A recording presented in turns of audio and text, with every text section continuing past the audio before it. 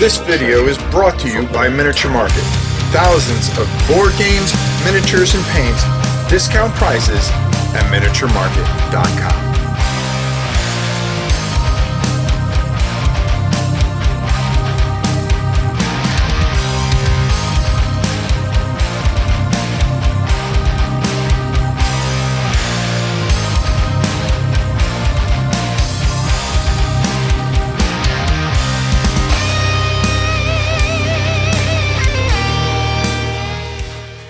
Now, if you guys have watched this channel for any amount of time, you know that there is one particular company that I find that has never made a bad game.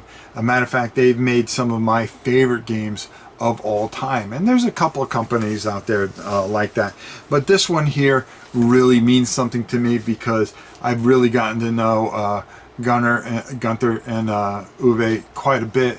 The Eckerts have made, I think, some of the best games I've ever played, thought-provoking, and just fantastic experiences. Whenever I played them, I just found time slipping away, and that's the best feeling that you can ever have. So Academy Games is just one of the best companies out there. The quality, ridiculous. Everything they do, ridiculous. So what we're going to do is I'm going to count down, and this was kind of hard because, you know, I squeezed this into 10.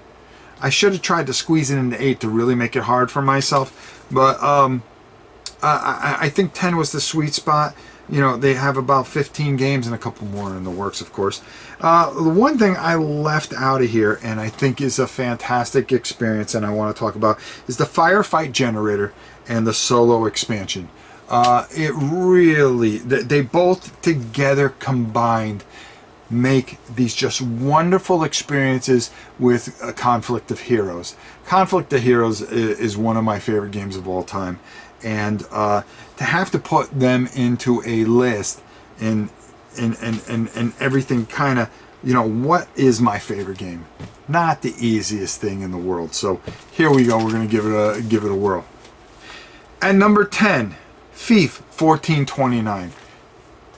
If you have at least, you know, anywhere from 3 to 4 players, this is such, first of all, it's an aesthetically beautiful game, beautiful to look at, wonderful to play, but really hits home because of how good it plays. The components are ridiculous. It's very thematic, and just the way you go about it is just a fantastic game. I really suggest you check it out, and it fits for number 10. At number 9 is 878 Vikings. Now, out of this whole series of games, this was the one I really liked this game, and it's kind of hard to say that this was my least favorite of the birth. I think it's the Birth of the America series, and part of, I don't know if it was part of it. I think it was outside of it. But anyways, it uses that very unique system. The components are fantastic. The Vikings, when you're playing the Vikings, they just keep coming. You know, trying to figure a way to survive it, and then if you're England, it is a battle. But for me, I really enjoyed this.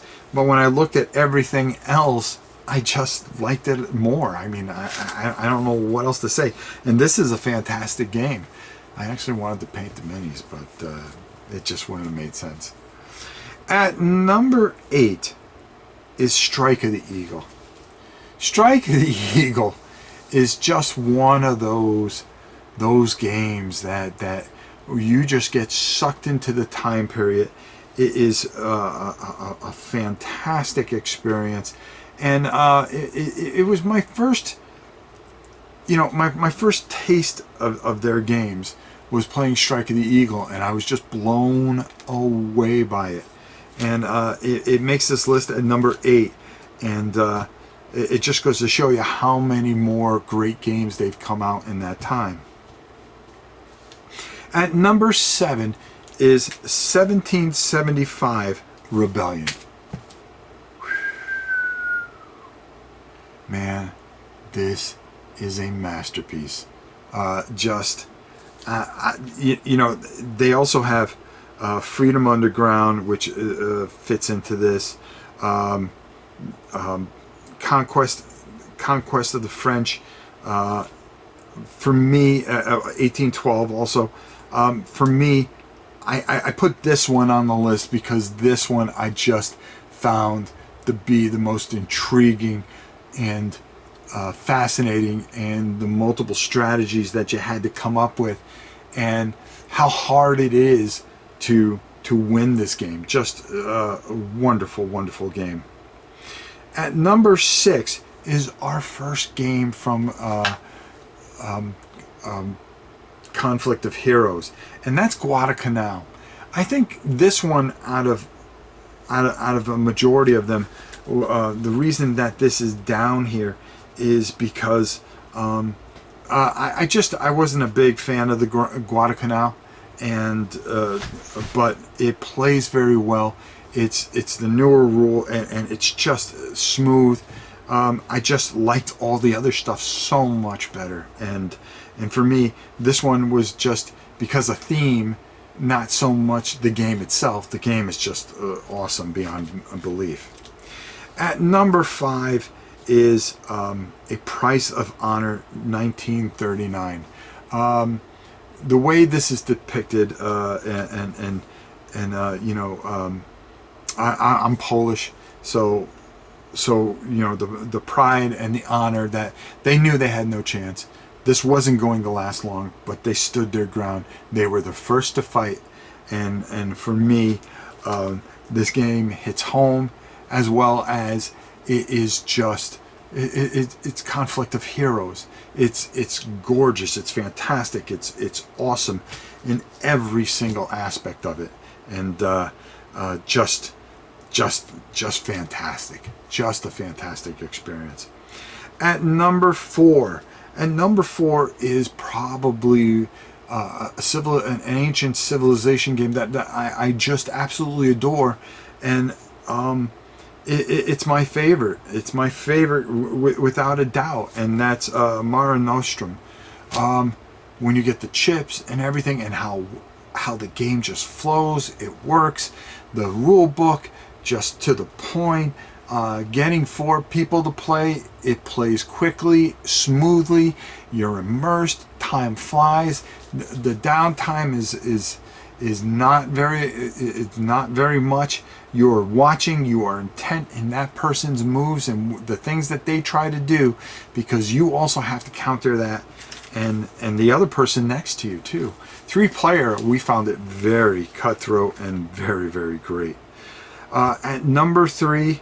Awakening the Bear, and let me tell you, this is fantastic. Just beautiful counters, beautiful gameplay, and now with the 3rd edition rules, where you feel that the realism is there. A simplest system, but very hard to master, because it's more realistic. It's more engaging. Yeah, you can sitting there as an armchair general. They're in the open. We'll just move towards the woods. It doesn't work that way in real battle. When bullets are flying, you're not going, "Hey, you think we can make it to those woods?" No, because you're afraid of getting peppered. Okay, the thing is to get down as quick as you possibly can, and you will hide behind a soda can if you could, because when things are flying, there's a different attitude about things. And Awakening Bear, Conflict of Heroes is just such a fantastic experience. This particular timepiece, Barbarossa, is just wonderful. At number 2 is a game that is newer, but I have played quite a few times, and I am intrigued by this. This was a comic book, a video game, and now is a board game, and that is Agents of Mayhem. And if you don't have it, go to their website, go check it out, find out, inquire how you can get a copy of this, because this is a game that is an action miniatures game that is brilliant. There is no refreshing and taking time to clean up or everything. Everything cleans up everything flows into this wonderful experience of cleanup, attacking, using characters a certain amount of time. If you use them too much, you're going to exhaust all their resources, and you're going to have to go to that other character, but that other character is not going to get all the things he needs back right away. You have to really strategize and utilize people at certain times, and know when to move your characters and utilize and activate your characters, and when to activate others. A fantastic story. There's a lot to this, and it is a fantastic game from two of the most brilliant minds out there. Thank you for this one, folks. Number one, very simple. Storms of Steel. You take Conflict of Heroes, give me a ton of tanks, okay? You give me two sides that are going to go at it, and you got me. I'm hooked, line, sinker, count me. I'm in, all the way in. All the way in. And this is one of my favorite games of all time. And the third edition is just masterful. Uwe and Gunther, I cannot thank you guys enough for all the hard work that you guys have put in over the years, creating these fantastic experiences. The funny thing about this Storm of Steel, I have waited for this for 5 years, and every time I would see them at a convention, is it here at this convention? Is it here at this convention? And finally it's here. And was it worth the wait? Absolutely. The third edition is smart, it's fun, it's beautiful, and it's everything you could want in a war game. And you guys deserve some of the highest honors. And I just can't tell you how much I love this game. And thank you so much for all the games that you do, because you do not make bad games. And I'm telling you, you're one of my favorite companies. Thank you so much. So there you have it. Do you agree with this list? Do you think that maybe you would have moved a few and put them in different positions? Maybe you would have. Or maybe you wouldn't. Maybe you agree. Let me know down in the comments. And as always, until next time, it's your old pal Rob saying, we'll see you soon.